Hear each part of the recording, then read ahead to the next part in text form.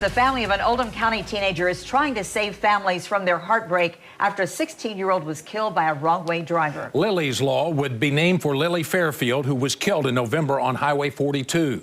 WLKY's Lauren Adams reports on how the measure would strengthen DUI laws in Kentucky.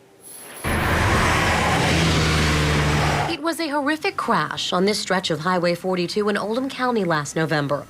One sister seriously injured. I broke my back in 3 different places. The other killed.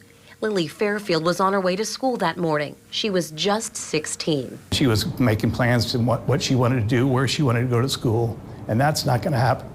And that's heartbreaking to us. Determined their loss not be without purpose, this father-daughter duo are championing legislation that would strengthen DUI laws, mandating longer jail stays for first-time offenders and making a third or subsequent DUI a felony.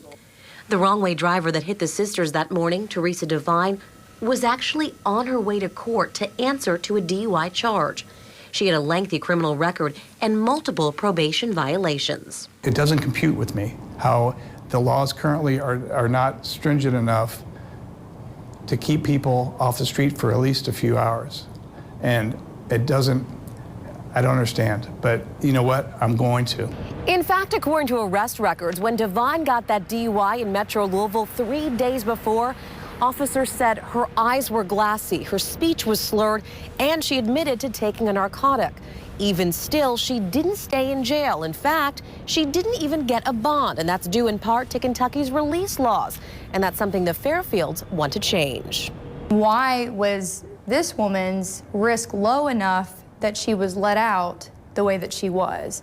And what I think we'll find is that there's a flaw in the system. Attorney Danielle Blandford is working with the family, helping to arrange a meeting with lawmakers next month in Frankfort.